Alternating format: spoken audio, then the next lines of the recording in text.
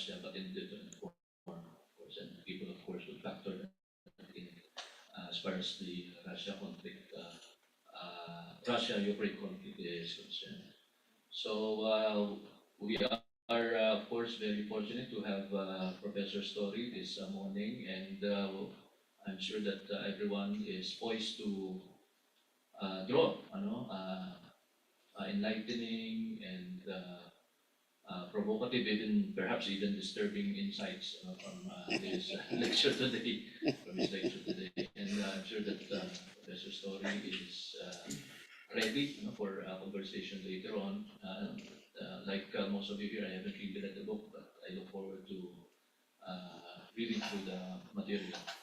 And Professor Story, of course, will be ready for a conversation later, and perhaps even for breakbacks. Okay, so thank you very much. Thank you very much, Dean. Now I'd like to introduce our speaker. Dr. Ian Story is a senior fellow at the ICES Yusof Ishak Institute in Singapore. He specializes in regional security issues with a focus on Southeast Asia's relations with major powers and maritime security, especially the South China Sea dispute now. He's also a chief editor of the academic journal Contemporary Southeast Asia, very famous one. We know it all, and probably many students read articles from this journal. He has also written other famous books that probably some students and faculty read, such as, for example, Southeast Asia and the Rise of China, The Search for Security. There is also and the most recent book, of course, this book, Putin's Russia and Southeast Asia, the Kremlin's pivot to Asia and the impact of the Russia-Ukraine war. That's the first book in decades. We didn't have any books written on Russia and Southeast Asia since, I think it was still Soviet Union, late 80s, I think that was the last book that was written. So for the independent Russian Federation engagement with Southeast Asia, we haven't had any books. There were only articles written and probably book chapters, but no books. So that's why I consider it's quite important event, and I'm very thankful for Dr. Ian to actually take time, think and write about Russia, Southeast Asia. And me being from Kazakhstan particularly, I find it personal. I find it interesting, and I hope there will be more interest in Russia and Central Asia relations with Southeast Asia for research, but also for teaching, education, and general engagement. Thank you very much. Let's welcome our speaker, Dr. Ian Story.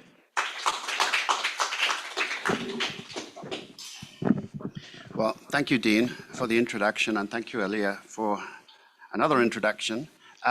My name is Ian Story, and I'm at the ICES Yusof Ishak Institute in... Is it on? Okay, I think it's on. Okay. I'm based in Singapore at ICES, working on regional security issues. Thank you all for coming out this morning and braving the typhoon weather. I'm glad we did it today and not yesterday, otherwise probably no one would be here. So what I plan to do is I'll talk for about 40 minutes, if I can restrain myself. This book took me 4 years, so I've obviously got a lot to say about it, but I'll try and condense it into about 30 to 40 minutes, and then hopefully we will get some discussions going. So let me start with why I wrote this book. I've had a long-standing interest in Russia. Russia was the first country I ever visited when it was called the Soviet Union back in 1987. It was a very different place then. And then I didn't go back until 2013, and everything had changed and nothing had changed. So the food was a lot better, but there was still a strong man in the Kremlin, and deteriorating actually, when I first went, relationship with the West was getting a lot better under Gorbachev. When I next went, it was getting worse under Putin. So then I started to take an academic interest in it, especially in 2012 or after 2012, when the Russian government introduced its turn to the East policy, or sometimes called the Asia pivot, roughly the same time as the Obama administration introduced its pivot to Asia. What surprised me, what's always surprised me, is how little attention Russia gets in the region. Now, on the one hand, that's surprising. On the other hand, it's not surprising because, as I'll talk about, Russia is not a major player in Southeast Asia. It's a player, but it's not a major player when we compare it with the United States, Japan, China, the European Union, even India these days. But India has some old friends. Russia has some old friends in the region, and it has some unique strengths. So, for instance, the Dean mentioned the impact that the Russia-Ukraine war had on food security in the Philippines, and in fact in many countries in Southeast Asia. Why is that? Well, Russia is the world's largest exporter of fertilizers. You probably didn't know that, right? Neither did I till I started work on this book. Russia is one of the world's largest suppliers of wheat, along with Ukraine. So actually, when the war started, there was a disruption in supplies from both Ukraine and Russia of wheat. Now, why is wheat important for Asia? It's not really about bread. Instant noodles are made from wheat, right? That's a staple in the region. Russia is also a major supplier of sunflower oil. And, you know, sometimes the instant noodles are fried in sunflower oil using fertilizers from Russia, grown, you know. So it had that impact on the region, yeah. So during the pandemic, so before the invasion, I started to write this book in 2021. And as Aliyah mentioned, there has not been a book written on Russia and Southeast Asia for 33 years. So the last one was 1992, and that was essentially a book about the Soviet Union and Southeast Asia, because of course in 1992 the Russian Federation had only existed for a year, and it was in chaos at that time, in fact for much of the 90s. There's, as Aliyah said, there's been a few articles, a few edited books, but not a single study, so I thought I would try to do that. And then in February 2022, of course, Russia launched a full-scale invasion of Ukraine. Now, that made my task much more complicated, but it also made it much more timely and much more relevant. So when I first started this book, I thought, oh, I'll write 50,000 words. Yeah, that's enough, right? It's now 126,000 words. Largely because of a lot of the book is taken up with, well, how did Southeast Asian countries respond to the invasion? And that's very interesting because you have a whole spectrum of responses in the region, from Singapore at one end to Myanmar at the other, and everybody else somewhere in between those two positions. Okay, so let me talk briefly about how the book is structured. So the first chapter, I introduce the topic and outline the primary research questions. So when I started the book, I had two research questions in mind. What is Russia's role and policy towards Southeast Asia? And to what extent has President Putin's government advanced the country's economic, political, and security interests in Southeast Asia since he took power in the year 2000? And second, how do Southeast Asian countries assess Russia's role in the region? Now, what do they think about Russia? And then in February 2022, I had to add a third question: how have Southeast Asian countries responded to the invasion of Ukraine? And what factors have shaped those responses? In the second chapter, I look at the development of Russia's foreign policy since the collapse of the Soviet Union in 1991. So the 1990s, many of you in this room are not old enough to remember this era. By the way, the 1990s was a golden era geopolitically compared to today. All the big countries were getting along with each other in the 1990s, yeah. But for Russia, it was not a happy decade. It was a period of economic and political turmoil. Russia, foreign policy-wise, was very much focused on establishing relations with the newly independent Soviet republics, like Aliyah's home country of Kazakhstan, and all the other Central Asian countries and Baltic states, and those in the Caucasus as well. It also had to establish new relationships with its former Warsaw Pact allies in Eastern Europe, and its erstwhile enemies in the North Atlantic Treaty Organization and the EU. So Russia had a lot on its plate, also at a time of economic crisis, essentially.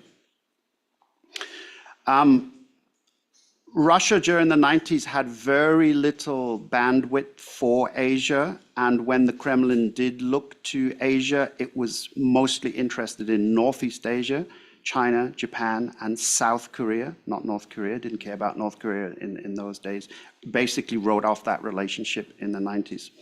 And what Russia was looking for at that time was investment from Japan, South Korea, China. It wanted to sell arms, and of course its natural resources, which it's blessed with. Southeast Asia got almost no attention at all in the 1990s, except for one country, and that's Vietnam. Vietnam is Russia's long-standing ally and friend in the region. It's still a major buyer of Russian defense equipment. So Russia was very keen to keep that relationship going. There were problems in the beginning about how do you pay for this equipment, because Russia no longer was willing to take barter trade or Vietnamese currency. They wanted hard cash, right?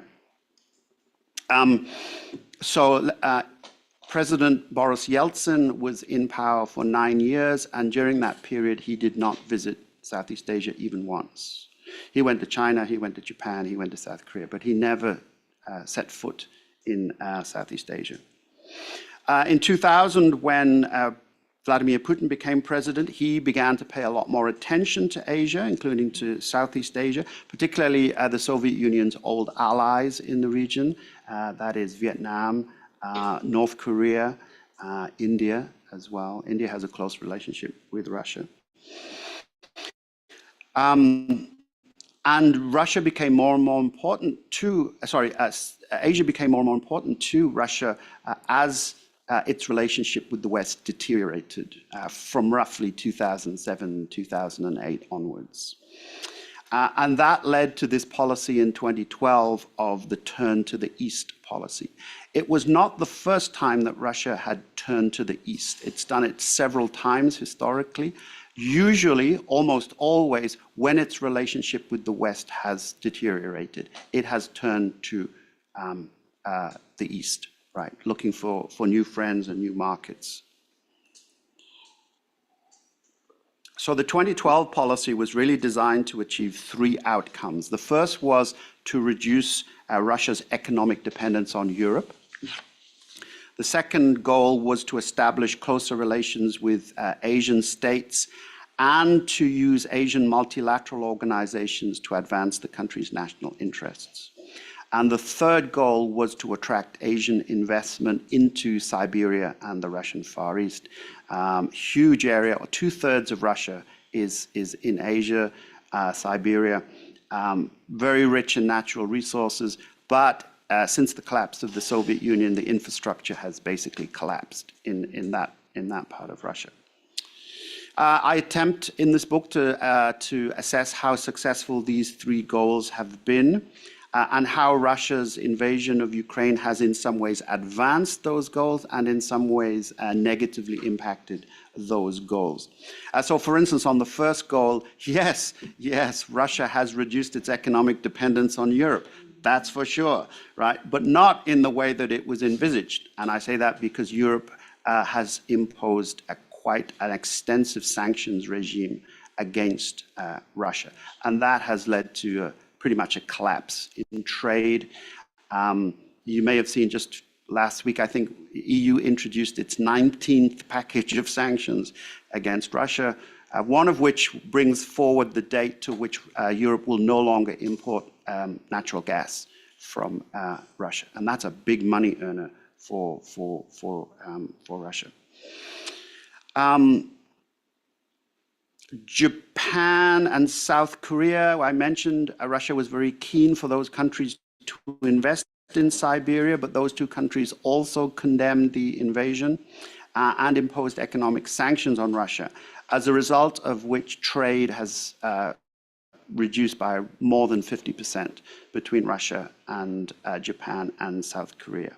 It's also pretty much scuppered any chance of a peace deal with Japan. Russia and Japan never signed a peace treaty at the end of World War II. As you may know, they have an outstanding territorial dispute called the Northern Territories, which late Prime Minister Abe tried to resolve in his time in office.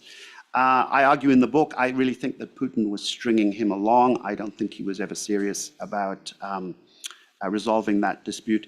And in fact, in 2021, Russia changed its constitution such that it cannot hand over Russian sovereign territory to another country, right?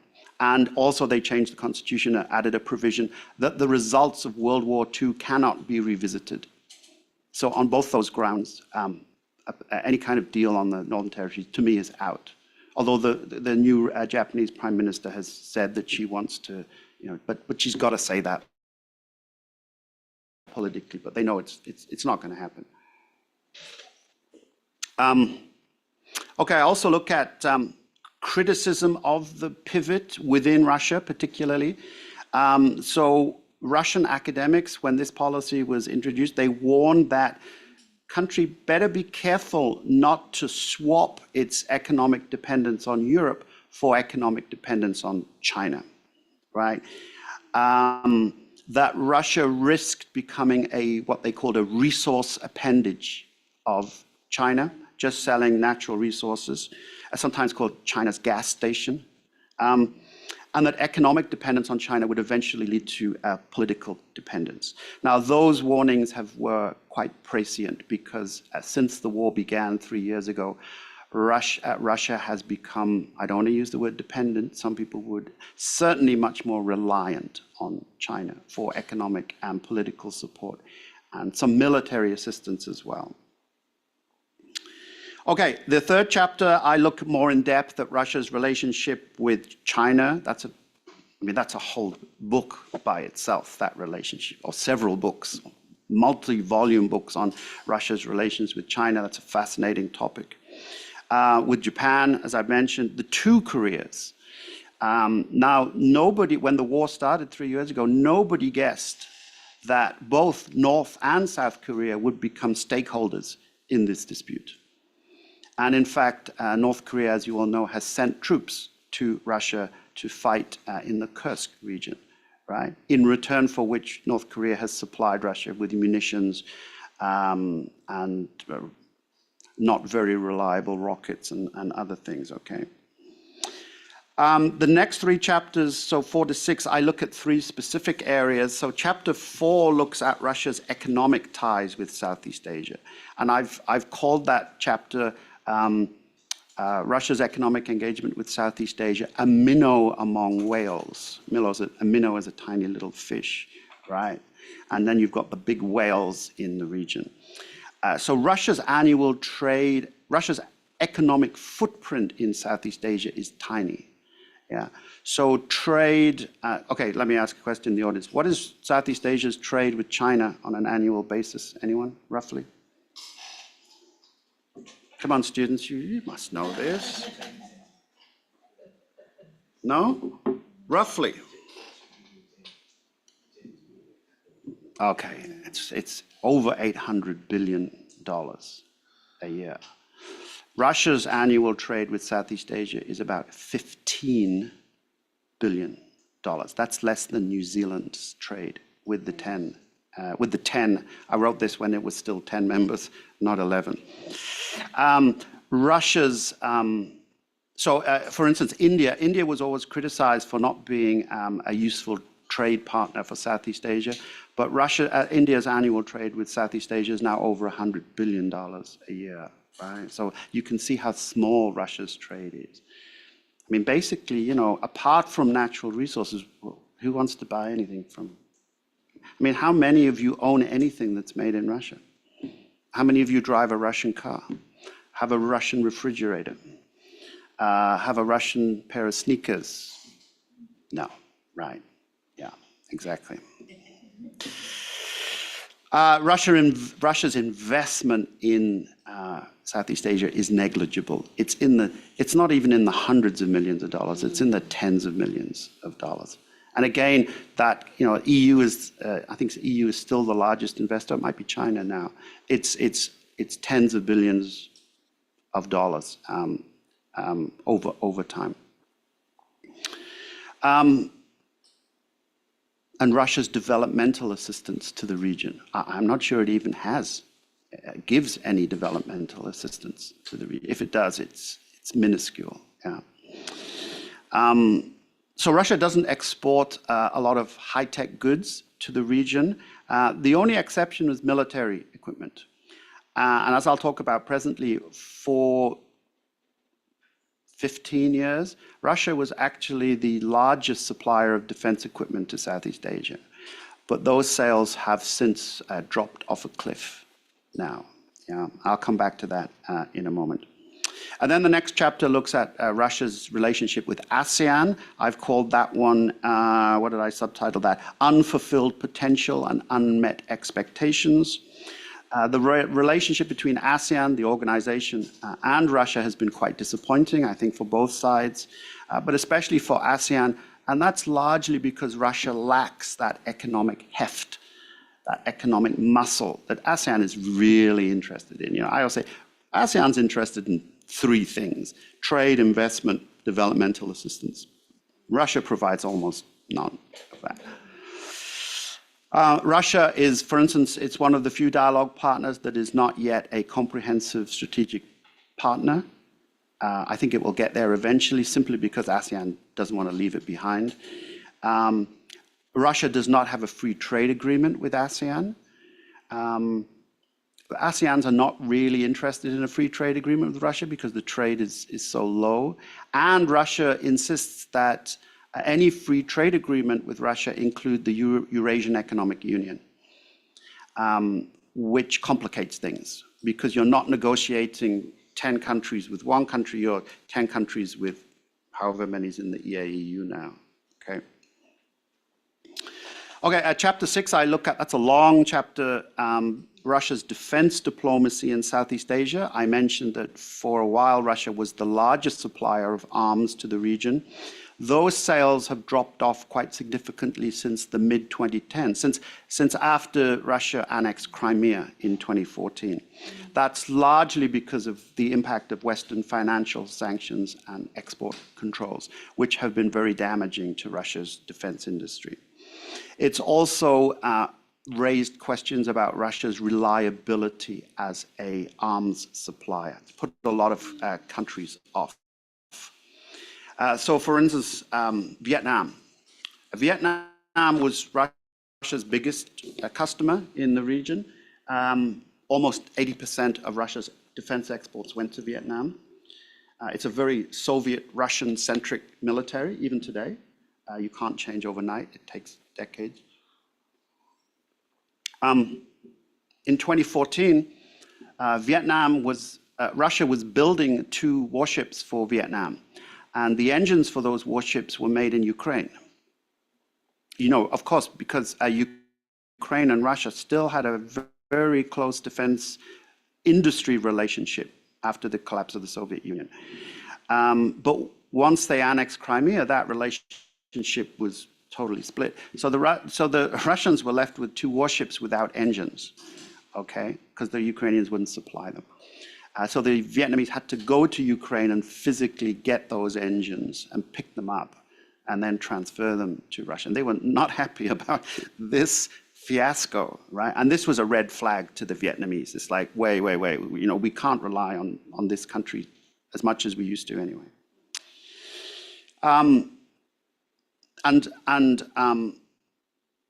Sanctions have just, since 2022, exacerbated the problems facing Russia's defense industry.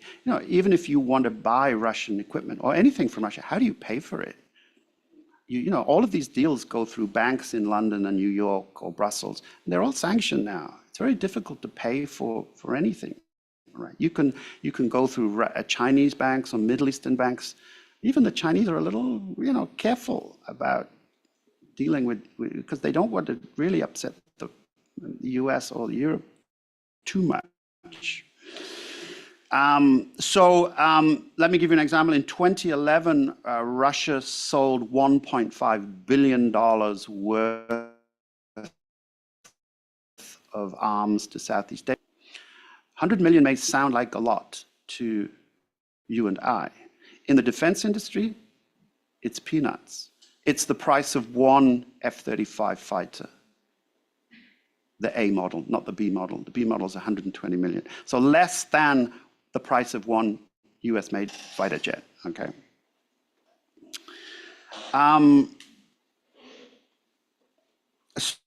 So then the next 4 chapters look at each of the 11 Southeast Asian countries.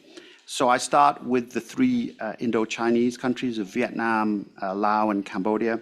Vietnam and Laos are Russia's 2 closest partners in Southeast Asia. That is due to the critical support that the Soviet Union supplied to those countries when they were fighting against France and the United States.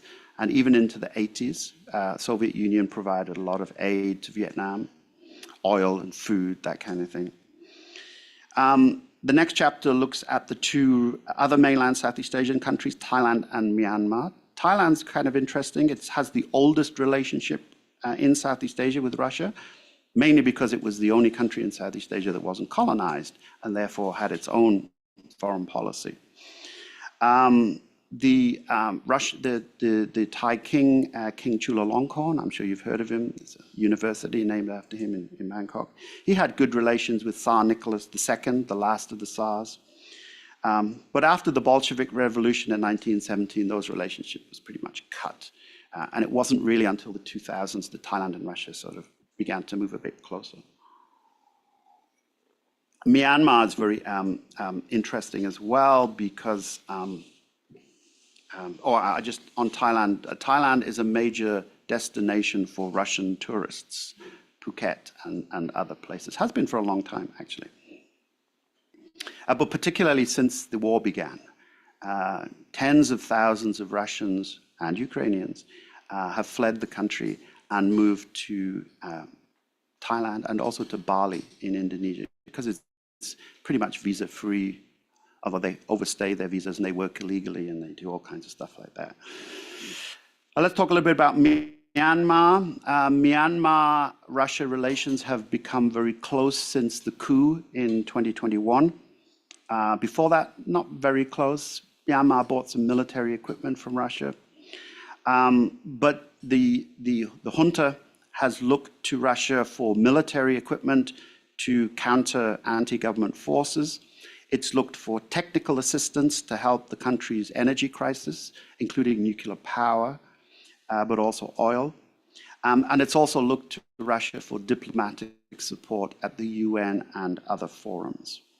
The junta leader, Min Aung Hlaing, he has visited Russia 7 times since 2021, 4 times this year, more than any other country that he's ever visited.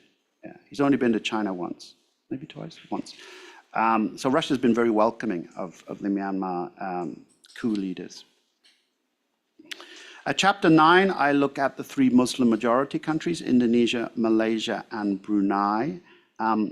Chapter 10 looks at Russia's relationship with Singapore, the Philippines, and Timor-Leste. So as I mentioned earlier, I devote a lot of the book to how did countries respond to the invasion. And as I say, that's a continuum, okay? So at one end you have Myanmar, and one end you have Singapore. In fact, almost any issue in Southeast Asia, you have Singapore at one end and Myanmar at the other, right? But especially this one. So Myanmar was the only country in the region to actually endorse the invasion, okay? Singapore took a very hard line against the invasion, a very principled stand. It was virtually the only country in Southeast Asia to call Russia out by name, to condemn the country by name. And it was the only country in Southeast Asia to impose financial sanctions on Russia. This was not a surprise. It's a long-standing Singapore practice. Singapore, as you know, is a small country surrounded by larger countries. And so Singapore's view is that big countries shouldn't invade little countries, right? And they also have stressed the international law element of it, that this is an egregious violation of the UN Charter and various other kinds of international law. Hun Sen, surprisingly, when he was prime minister, was also quite critical of Russia's invasion of Ukraine. That took everyone by surprise, including his own foreign ministry. Duterte, when he was president, yeah, he kind of, flip-flopped on it, but his successor, Marcos, has been quite critical of Russia. You remember, of course, you remember President Duterte. He tried to move the country's foreign policy closer to China and Russia, and my view, it basically failed to do that. Yeah.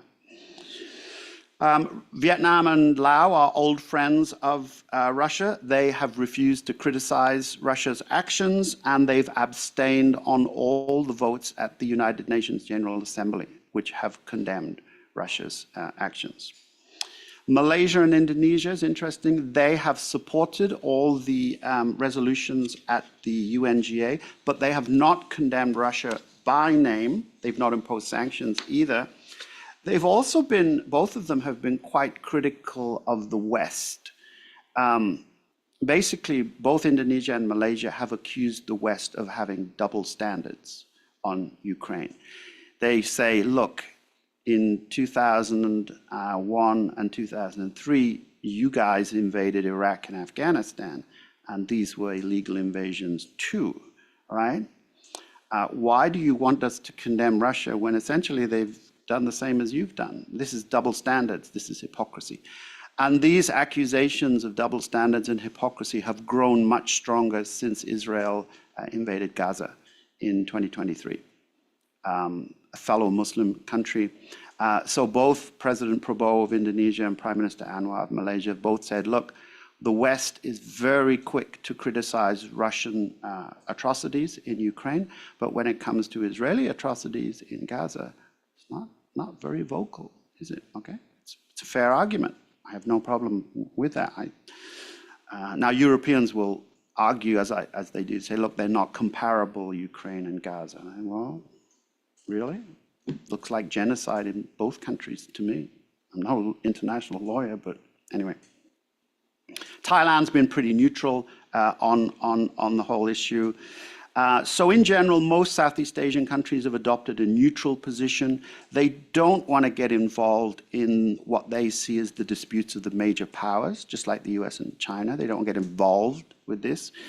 They don't see that they have their interests at stake in the Russia-Ukraine war. The conflict is seen as far away and doesn't affect the region. Well, that's not true. As I mentioned earlier, it had an impact on food and energy prices in Southeast Asia because Russia is a major producer of those things. Okay, so let me talk a little bit about the main findings of the book. I would say that this book is not a polemic about Russia. But nor is it a puff piece which accepts Russia's claim about its role in Southeast Asia uncritically. Russia makes lots of grandiose claims about what it's doing in Southeast Asia, most of which are very superficial, and nothing really happens.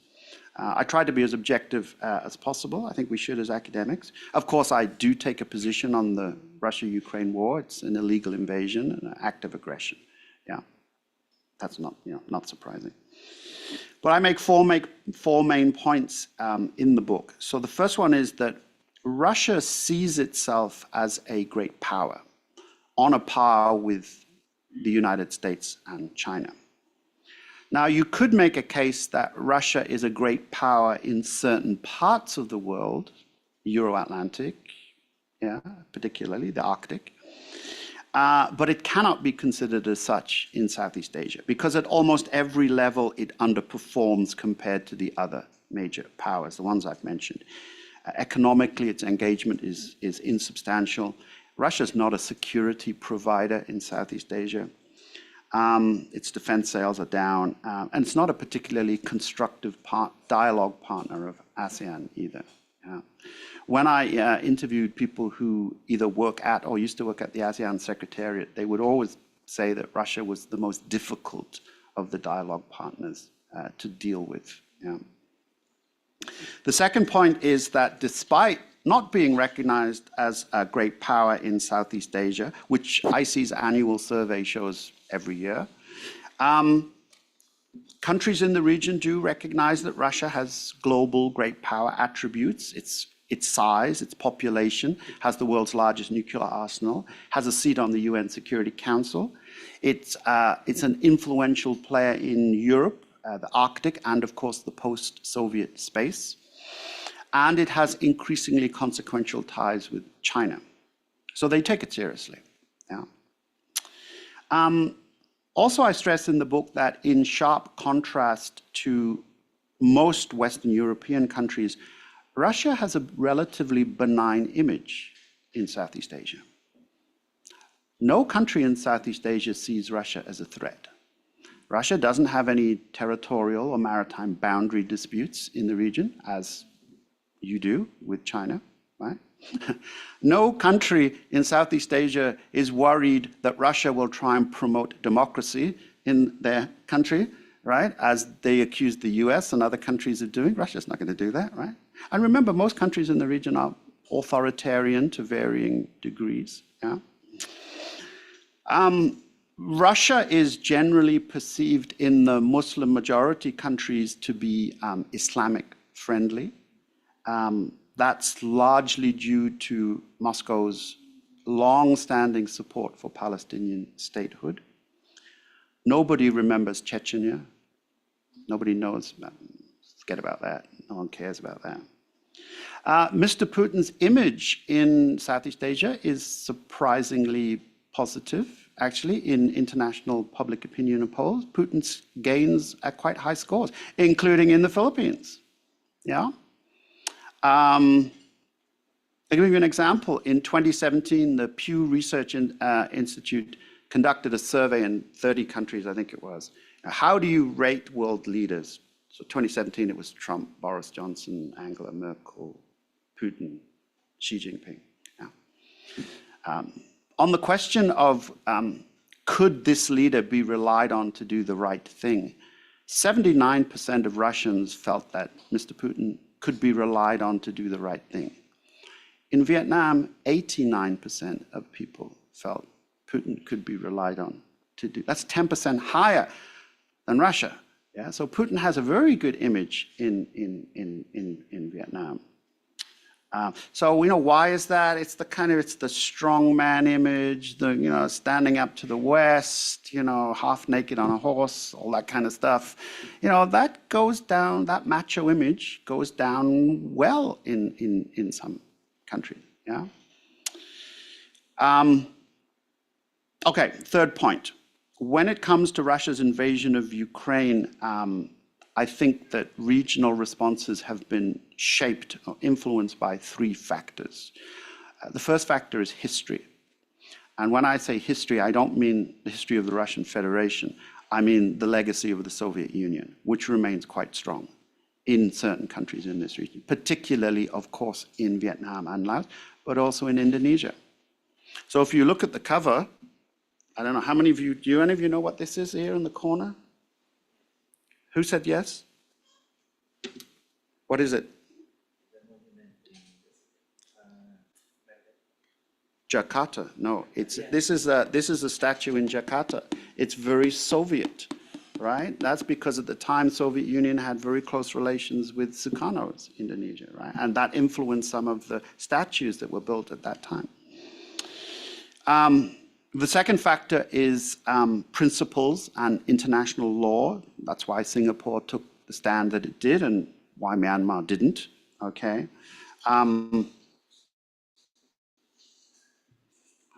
Most other countries, I think more or less 8 Southeast Asian countries, 8 or 9, voted in support of the UNGA resolutions, but that was pretty much the limit of their criticisms of China, of Russia. I've mentioned the issue of double standards, particularly in Indonesia and Malaysia.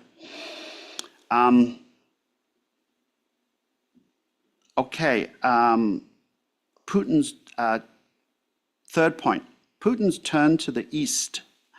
It did achieve some gains. Trade with ASEAN went up. It began to play a bigger role in some of the ASEAN-led forums, such as the East Asia Summit, although Putin has only ever attended once in person, and the ASEAN Defense Ministers Meeting Plus. Russia appeared to be on the verge of some major arms sales to the region, including 2 US treaty allies, Thailand and the Philippines, right? That didn't happen, okay. But these gains were, and Vietnam and Singapore signed FTAs with the Eurasian Economic Union. Okay, so Russia seemed to be like going up. Yeah. But those gains, I argue, were tenuous and ephemeral. Two-way trade peaked at 22 billion in 2014. It's come down since then to around 15 billion. Russia's arms sales have collapsed to the region. Its vaccine diplomacy during the COVID pandemic was a complete flop. Russia overpromised and underdelivered. But do you know which country was the most successful for Russia's vaccine diplomacy in Southeast Asia? Any idea? Some of you may well have it in your arms, in your bloodstreams. Russia's vaccine was Sputnik V, and the country in Southeast Asia it sold most doses to was the Philippines. And I can't work it out why that is, but it was very small, 350,000 doses. Now you compare that to the millions of doses that AstraZeneca, Pfizer, Sinopharm, that they provided to the region. So it's tiny, yeah. Fourth point, when it comes to the invasion of Ukraine, it's a bit of a mixed picture for Russia. I think Russia is probably generally satisfied that most of the countries in the region have adopted a neutral position and that its relations with ASEAN as an organization have been completely unaffected. Now, this is despite the fact that Russia's invasion of Ukraine is an egregious violation of all of the principles in the Treaty of Amity and Cooperation, which Russia signed in 2004. But that doesn't seem to matter to ASEAN. It's business as usual, yeah? And in fact, in 2024, astoundingly, they actually held a celebration, I think it was in Jakarta, to celebrate 20 years of Russia adhering to the Treaty of Amity and Cooperation. But it had violated all of the principles. So, well, what's going on here, guys? You know? Yeah? There's also been in the region a degree of empathy regarding Russia's security concern, especially the expansion of NATO. So, you know, one of the arguments that Russia makes for its invasion of Ukraine, it has many arguments, is that, you know, they were provoked into doing so by the West because the West had offered membership of NATO to Ukraine, which actually isn't true. Okay, and you know, some countries are like, yeah, okay, yeah, we get it, we understand, right? Okay, yeah. I think also that Russia can be satisfied that Western attempts to isolate Russia internationally have not been successful in the global South as a whole and in Southeast Asia. So since February 2022, 7 Southeast Asian leaders have met with Putin in person, mostly in Russia. But of course, Putin made a visit to Vietnam last year, June, July. But for various summits and meetings, the only countries' leaders that have not met with Putin since 2022 are Philippines, Singapore, and Timor-Leste. Only those 3 countries, but all the others have, yeah. And of course, last year, 4 Southeast Asian countries joined BRICS. Now that was under the chairmanship of Russia. Okay, so that didn't put them off. But really, you know, BRICS is not about Russia. BRICS is about China, right? It's about the economic benefits of a closer relationship with China. BRICS is also about giving the global South a bigger voice on the international stage. It's also about sort of hedging your bets with international organizations. It's not really about Russia. And I also make the case in the book that it's not necessarily that Southeast Asian countries are pro-Russian. It's that they're anti-American, actually. So this conflict is often seen through the lens of anti-Americanism, which has a rich history in the Philippines, of course. You're a treaty ally of the US, but there's also the issue of neo-colonial. You know it all. You know it better than I do, okay? How long have I got? How long? I think we're okay. What? Shall I stop? Are you closing me down? Well, what time are we going to go till? 11:30, right? Yeah. Okay, give me 5 more minutes. So all I wanted to say here is, I finished this book in December 2024. It was published in May. So what's happened since then in the last 10 months? Not a lot, to be honest. Nothing has fundamentally changed. The war continues, yeah. When I was finishing up this book and Trump had been elected, there was some talk, remember what Trump said, he was going to end this war in a day, right? Well, here we are 10 months later, and the war is still going on.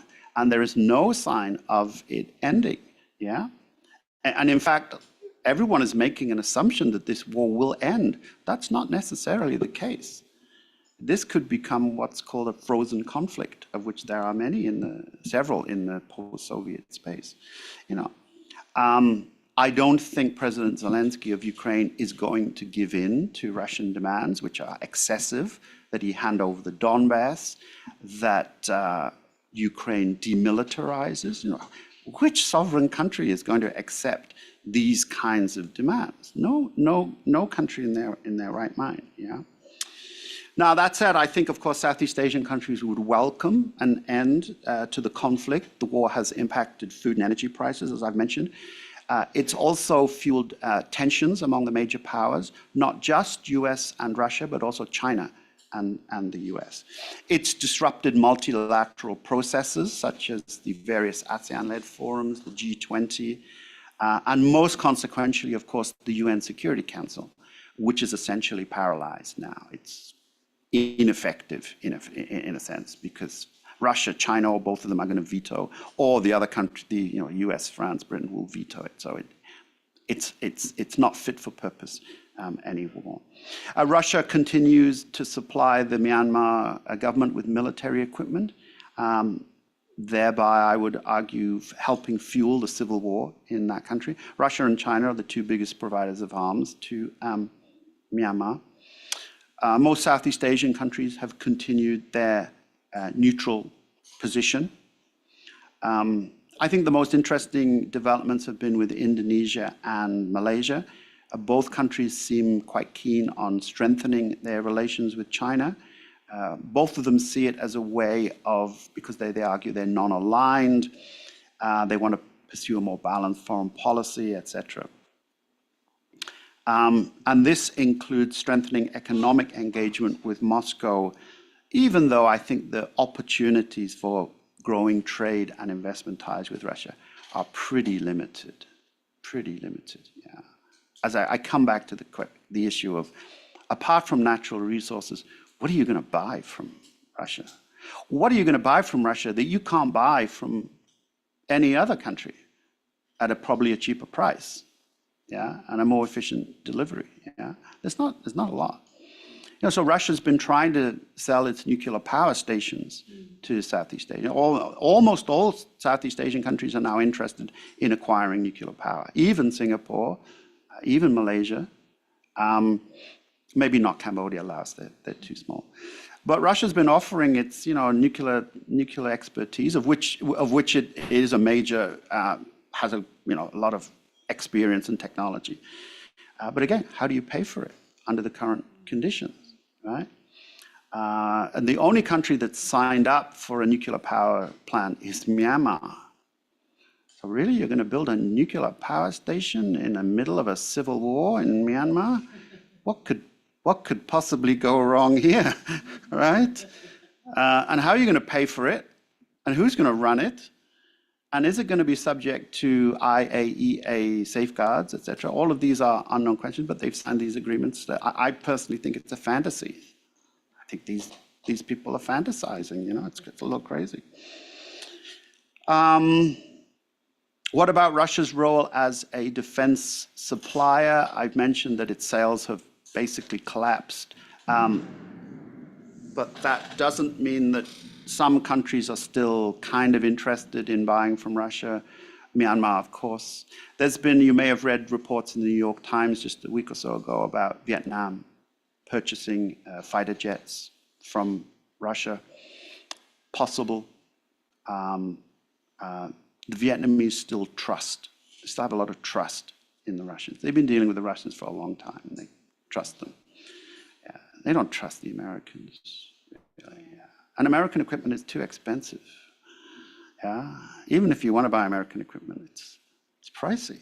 And then you have to jump through all the hoops to get the authorization. You go through the White House, the Defense Department, the State Department, et cetera, et cetera. With Russia, it's much simpler.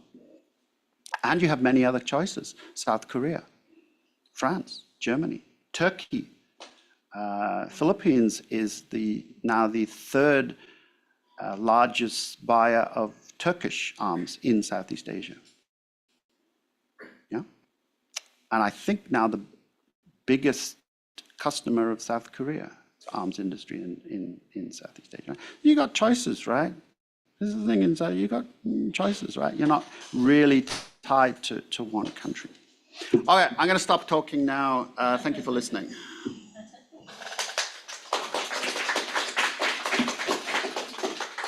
Thank you very much for a very interesting talk. I think everyone learned something new, right? Because we don't have much interaction about Russia and Southeast Asia in Asian sector. It's probably one of the first that we do. Now I'd like to open floor for questions. Let's have questions. I'll take probably one or two questions, and then Dr. Ian try to answer them. Any questions? Yeah. Anyone like to ask anything? Okay. Thank you so much. Ian, my question is connected to the spread of communism and socialism in Southeast Asia. Because I'm teaching Southeast Asian politics and governance. Okay. I just want to double check how it changed over time. Geographically, very close, Laos and Vietnam very close to China. Right. And then you mentioned the influence of the Soviet in these two countries. And then suddenly the Soviet Union collapsed, changed to Russia. But one of the few countries that's still considered politically, ideologically,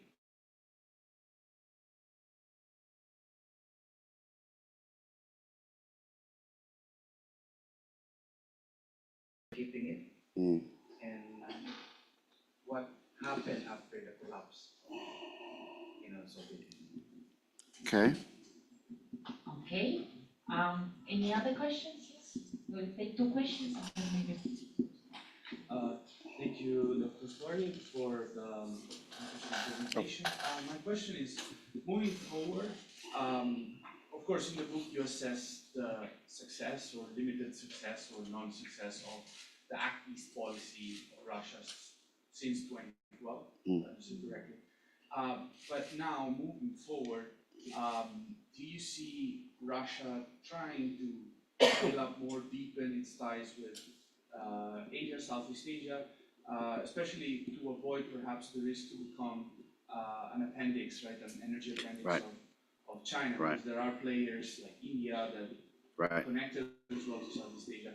Or do you think that Russia, just because of the war in Ukraine and because of like several commitments they have in a different geographical area, will not step up and keep things running as they do because they're not really problematic? So perhaps for Russia, the status quo of their relationship is okay right now. Thank you. Thank you very much. Dr. Ian, would you like to respond? Okay, thank you for those. So on the first question, I mean, during the Cold War, regional communist parties, regional insurgents, communist parties, tended to look to China rather than the Soviet, ideologically, after the Sino-Soviet split, okay? So China was basically quite influential in those insurgencies. Many of those insurgencies came to an end when China cut off all support for them in the 80s, yeah, when it realized it wasn't gaining anything from supporting these communist insurgencies. During the Indo-Chinese wars, Vietnam accepted aid from both the Soviet Union and China. It could not have won those wars without that aid. But when the Vietnam War ended in 1975, Vietnam turned decisively to the Soviet Union, not China. It didn't trust China. Of course, you know, Vietnam has trust issues with China for a short period of time, like 1,000 years or so. And of course, that led to a deterioration in relations with China. There was a war, 79 border war, et cetera, et cetera. So post-Cold War, of course, Russia is no longer a communist country ideologically. Hard to say what its ideology is now. I mean, it's certainly not a liberal democracy, that's for sure. Capitalism, maybe. But I mentioned that Russia has some old friends in the region, Laos, Vietnam in particular, and that's because of the old socialist ties, which are still very important to those countries. So Vietnam, or both countries, whenever a Russian leader visits those countries, or a Vietnamese or Laotian leader goes to Russia, they always pay their respects to the support that Moscow provided. They're very grateful, deeply grateful. I think it's a genuine sense of gratitude towards these countries, towards Russia. But you know, which side of their bread is buttered economically is with China, of course.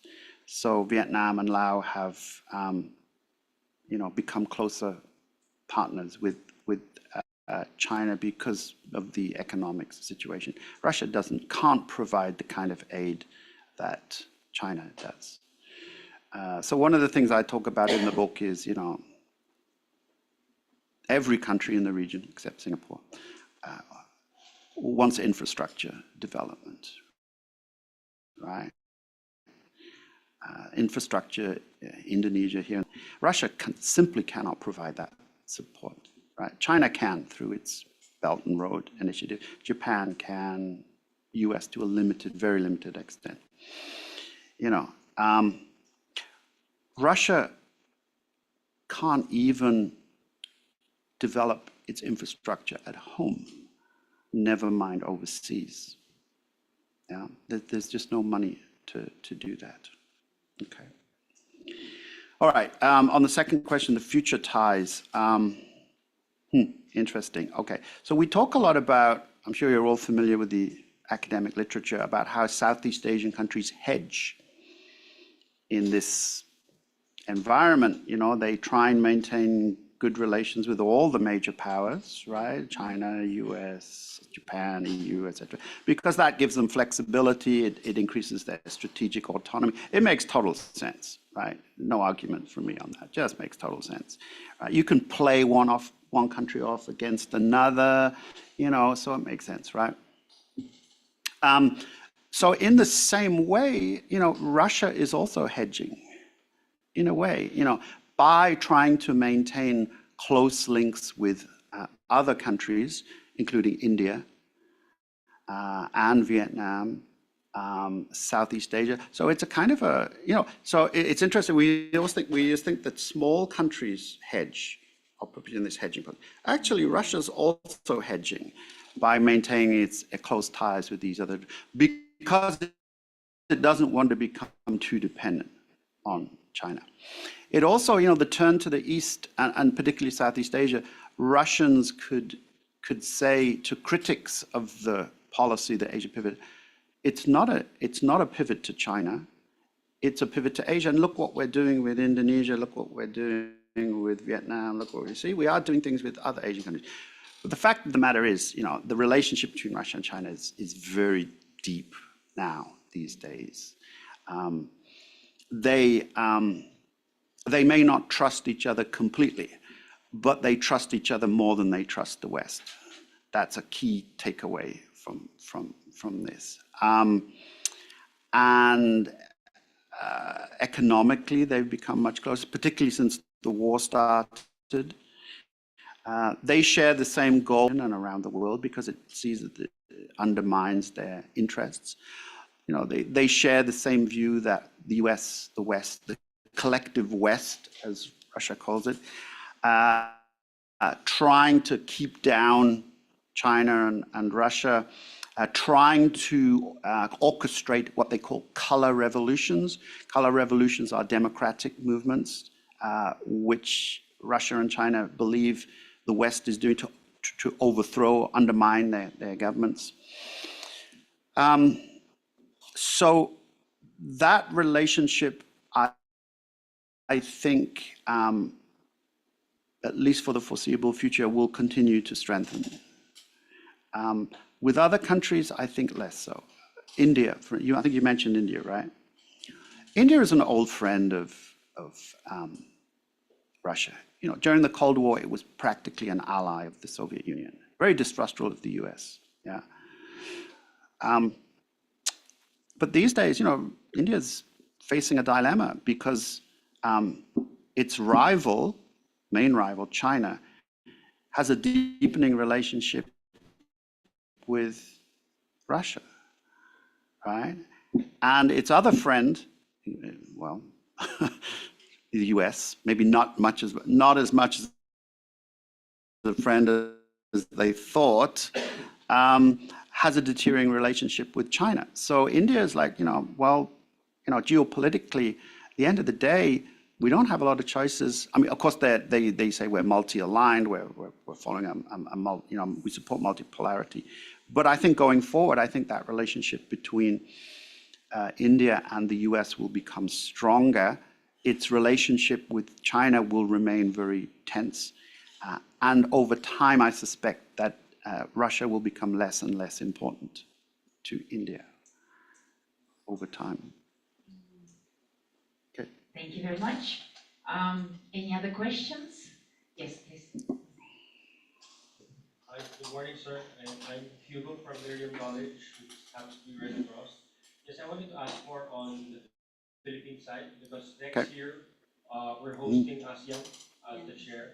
And I think in Mexico, Philippine ambassador confirmed that President Putin will be invited to the Philippines next year for ASEAN. Would that mean President Putin will explore relations with the Philippines as another key player in the region within ASEAN?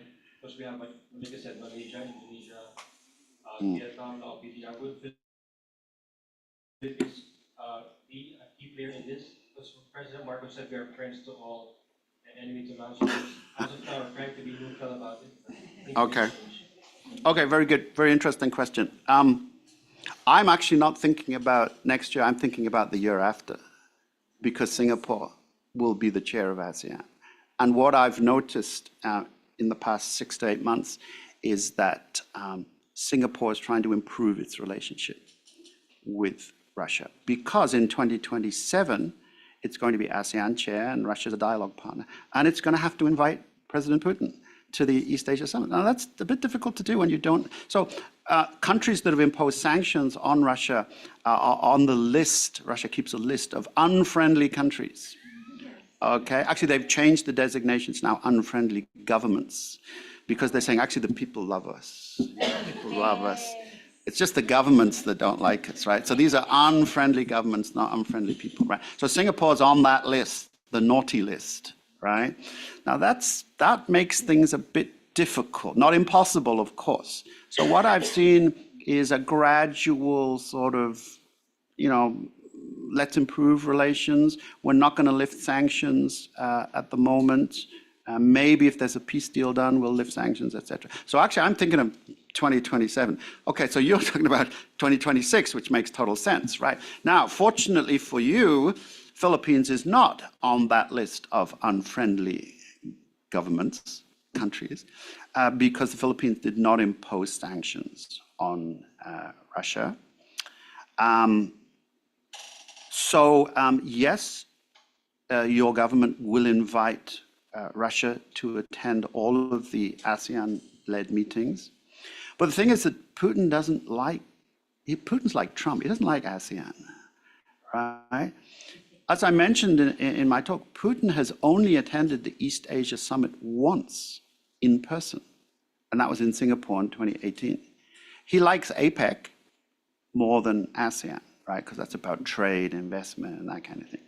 But of course, Putin has to be careful where he travels to these days, because he's a indicted war criminal by the International Criminal Court.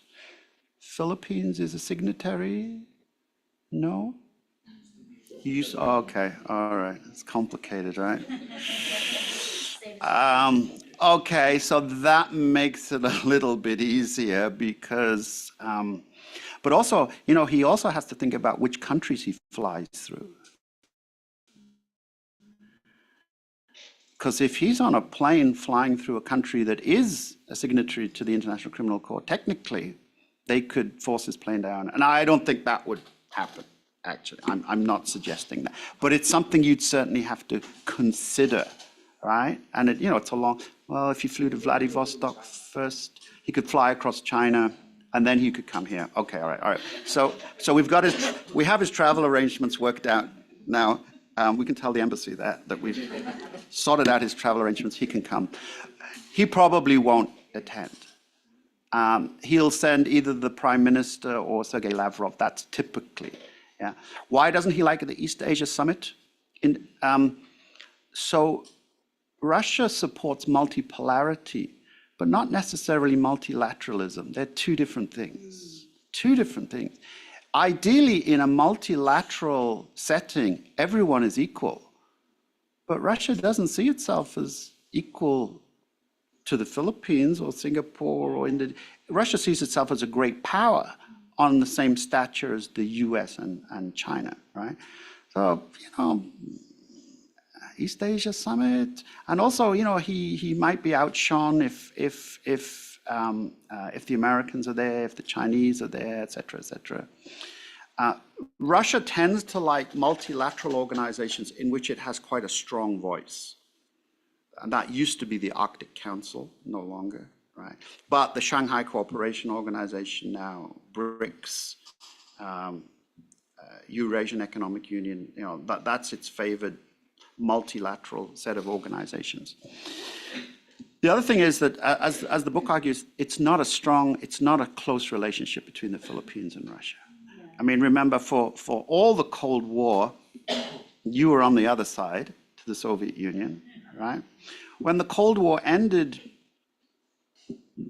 did anyone from the Philippines pay much attention to? I think President Ramos went wrong, but often they went to Russia because there was a big multilateral meeting going on, like APEC or G20 or whatever, right? Okay.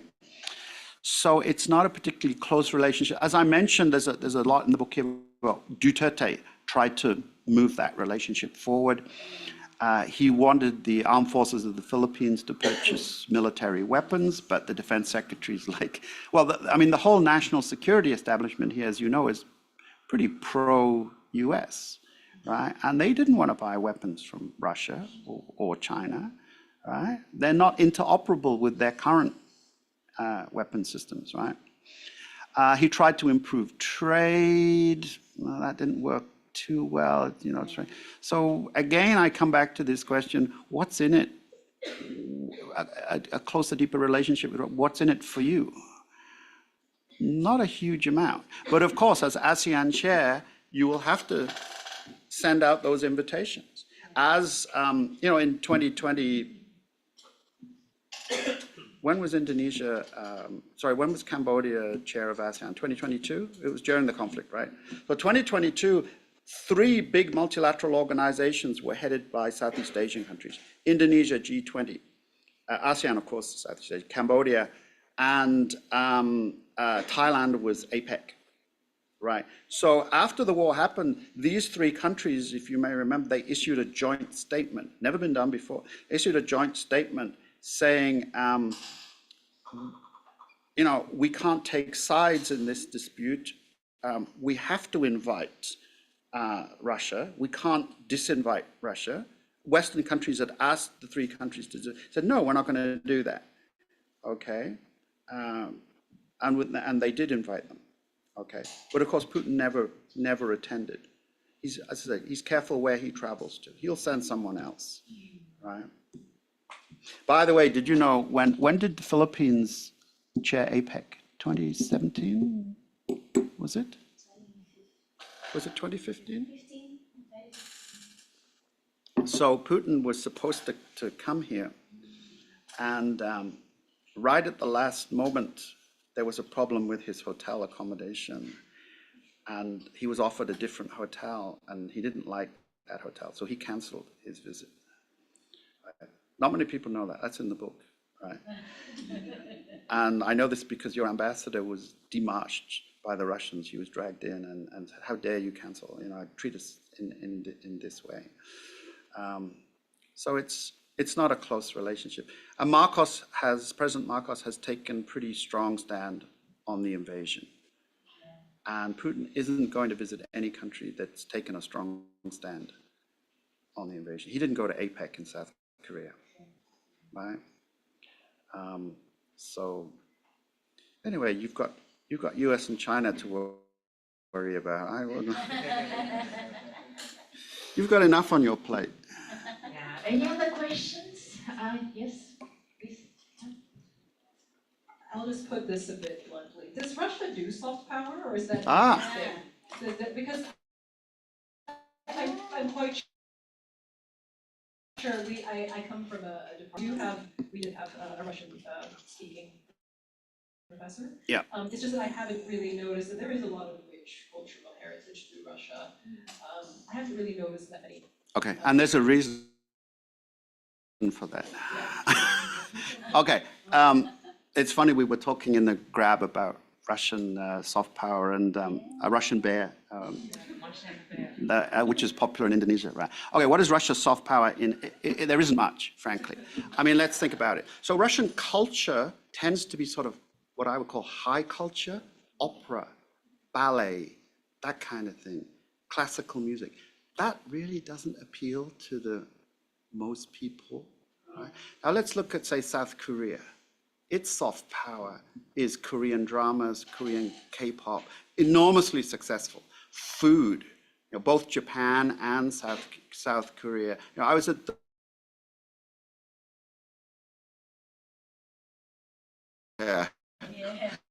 right? So that is soft power, right? Do you see any Russian restaurants in Manila? Not really. Okay, there's one in Singapore that's actually owned by Ukrainians. And when the war started, they had to put a sign up saying, we're Ukrainians, we're not Russians. Okay, so again, so food, no. Language, in some countries, people, I mean, but, for instance, Vietnam is a good case on language. It depends on your generation, right? What language you learn. So for the older generation, it was Russian, yeah? Now, for younger generation, it's English or Chinese. English or Chinese, because that's where they see their future is, not why learn Russian?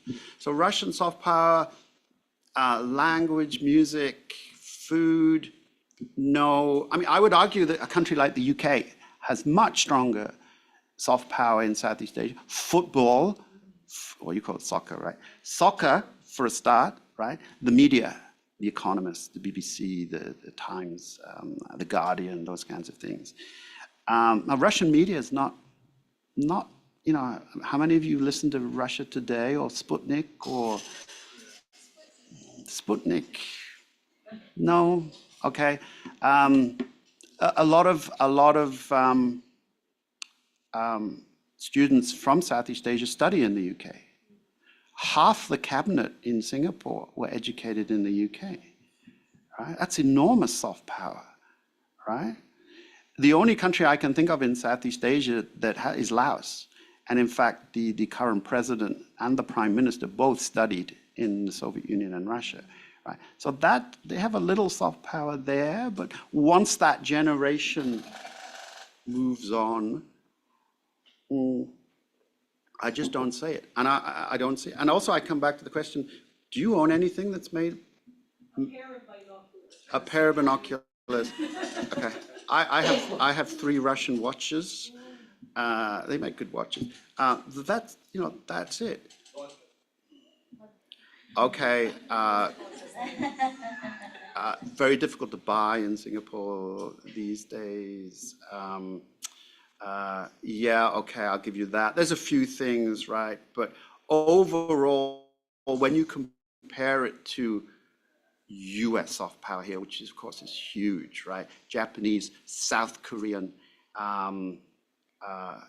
it's again, it's tiny, insubstantial.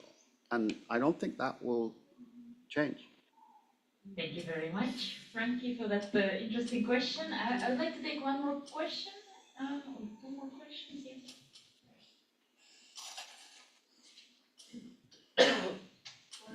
I'd like to ask further on Russia's concept of soft power here in Southeast Asia because I'm from the College of Music Okay, here at UPD and I play with the UP Symphony Orchestra. okay, And my he's a retired professor. He studied in the Ukraine okay, and in the conservatory in Kiev and Yep, Moscow. yep. And perhaps maybe they haven't thought of the possibility but he studied in Ukraine in the 1980s before the fall of the Soviet Union. And I know that Isa Makoa Elizalde, the founder of Ballet Manila, was also educated at the Mariinsky Theater. Okay. So perhaps they have thought about increasing their soft power here in the arts and culture in Southeast Asia. Okay, but you've just proved my point. Because the 2 things that you've mentioned are both what I would term high culture, which is music, classical music, ballet, opera, right? Which doesn't have the mass appeal of pop music or dramas or anime or that kind of thing. Yes, Russia has wonderful still conservatories and world leader, but how many people go study that? And the one thing that Russian universities do offer Southeast Asians is medical training. So Malaysia has had a long-standing agreement to train some of its doctors in Malaysia. Right? But I know this because I was in Singapore. Used to have a direct flight to Moscow before the war. And when I was lining up in Moscow, waiting to check in, all these Malaysians in front of me, right? So I was like, what are you doing here? I said, no, we're all medical students, right? So, and Indonesia wants to do the same thing. It wants to follow the same pattern. So when Prabowo was in Moscow, he was talking about, they have a shortage of doctors in Indonesia, about training doctors in.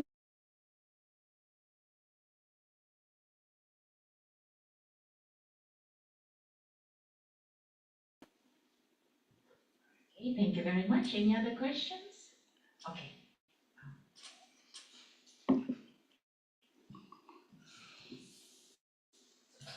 Good morning, sir, and thank you for the presentation. My question would be, what do you think does the Kremlin need to do to make its pivot to Asia policy with all of its mechanisms and relationships? What do we need to do to make it viable instead of high fantasy in a best case scenario? Okay, I mean, I think that the challenges there are huge, and I keep coming back to the same point. It's all about economics, right? And Russia has, honestly, I don't think it has a particularly bright future. Its demographics are quite bad, right? Actually, they've always been bad.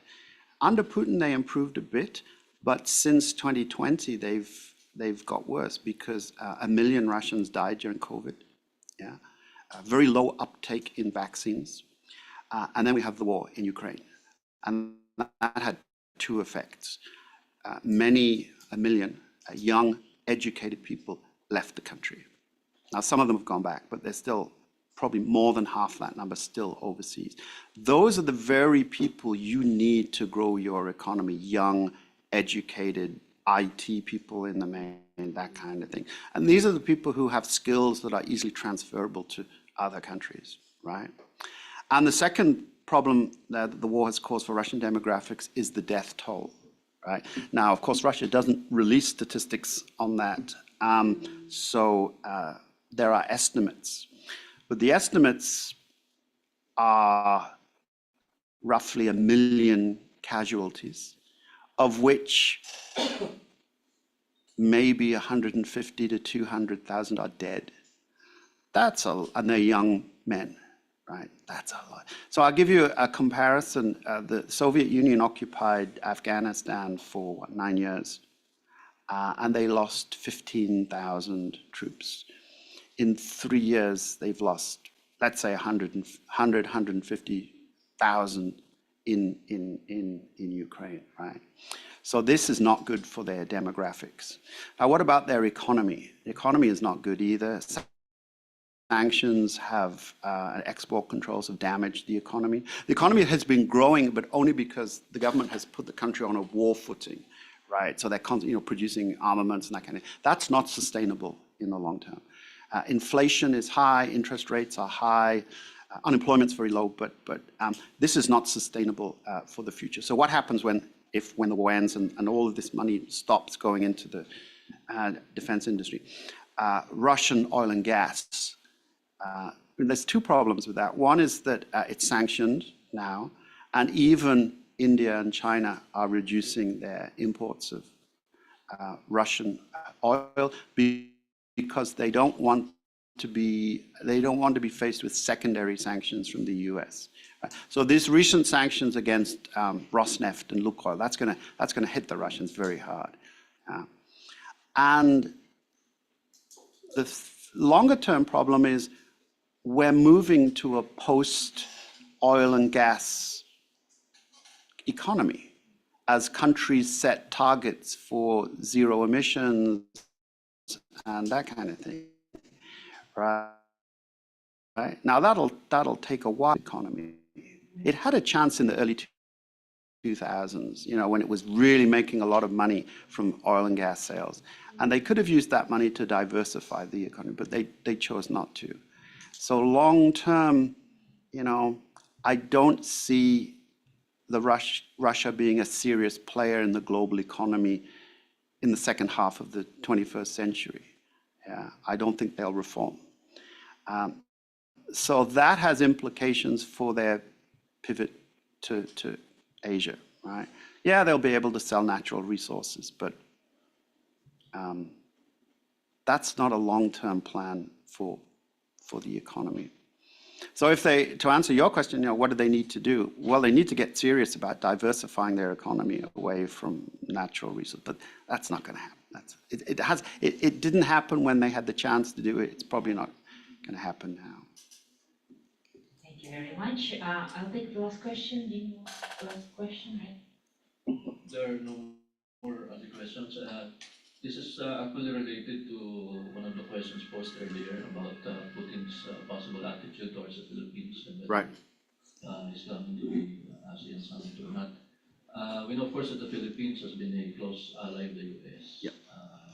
So intrinsically, there's nothing wrong with that, except that I think it was just last year, there was the announcement of the deployment of some military equipment, Tomahawk missile system, if I'm not mistaken.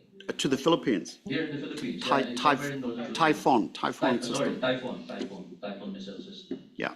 And I'd like to know your thoughts about how that can be situated within the pivot to the East strategy of Putin. Would you consider that as having a major or minor implication in that strategy?